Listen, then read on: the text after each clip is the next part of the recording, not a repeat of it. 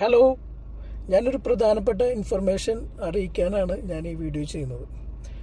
എന്നെ കുറച്ച് സമയം മുമ്പ് എൻ്റെ ഒരു സുഹൃത്ത് ബന്ധപ്പെട്ടിരുന്നു. അപ്പോൾ അദ്ദേഹത്തിൻ്റെ ബാങ്ക് അക്കൗണ്ട് ഫ്രീസായിപ്പോയി.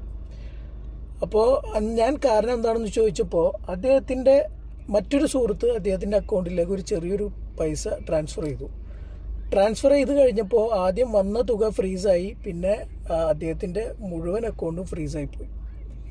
അപ്പോൾ എൻ്റെ സുഹൃത്ത് ഇതിൻ്റെ പിന്നാമ്പുറങ്ങൾ അന്വേഷിച്ചപ്പോൾ അവനക്ക് മനസ്സിലായത് എൻ്റെ സുഹൃത്തിന് പണം അയച്ചു കൊടുത്ത സുഹൃത്തിൻ്റെ അക്കൗണ്ടിലേക്ക് കുറച്ച് പൈസ വന്നിരുന്നു. അതെങ്ങനെ വന്നതാണെന്ന് പറഞ്ഞാൽ, വിദേശ രാജ്യത്ത് ദിർഹംസ് കൊടുത്തു.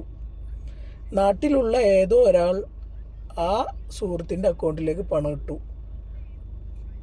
പണമിട്ട ആളോ അല്ലെങ്കിൽ എൻ്റെ സുഹൃത്തിൻ്റെ സുഹൃത്തോ സൈബർ ക്രൈമിൽ പെട്ടിട്ടുള്ള ആളുകൾ ആയിരുന്നു. ഡയറക്റ്റ് എൻഫോഴ്സ്മെൻറ്റ് അവരുടെ അക്കൗണ്ട് ഫ്രീസ് ചെയ്തു. അതോടൊപ്പം തന്നെ നിരപരാധിയായിട്ടുള്ള എൻ്റെ സുഹൃത്ത് തെറ്റൊന്നും ചെയ്തിട്ടില്ലല്ലോ. ഒരു അക്കൗണ്ടിൽ നിന്ന് ചെറിയൊരു തുക അവനക്ക് കിട്ടി, അത് അവനക്ക് കിട്ടാനുള്ള പൈസയായിരുന്നു. പക്ഷേ അവൻ്റെ അക്കൗണ്ടും ഫ്രീസായി പോയി.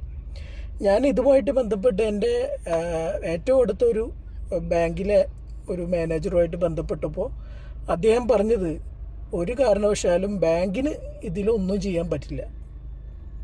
ഇത് എൻഫോഴ്സ്മെൻറ്റ് ഡിപ്പാർട്ട്മെൻറ്റ് ഡയറക്റ്റ് എടുക്കുന്ന ആക്ഷനാണ്, നടപടിയാണ്.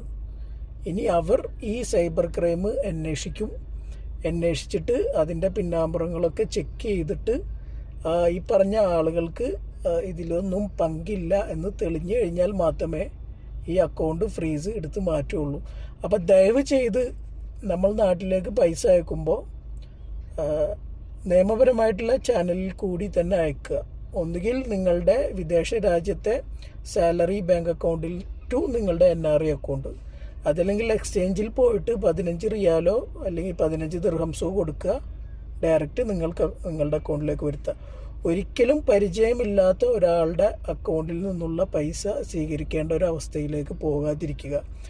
ഗൾഫിലോ മറ്റുള്ള രാജ്യങ്ങളിലോ അവിടുത്തെ കറൻസി അവിടെയുള്ള ആളുകൾക്ക് കൊടുത്ത് നാട്ടിൽ ഏതോ പരിചയമില്ലാത്ത ഒരാളുടെ അക്കൗണ്ടിൽ നിന്നും നിങ്ങളുടെ അക്കൗണ്ടിലേക്ക് പൈസ സ്വീകരിക്കാതിരിക്കുക.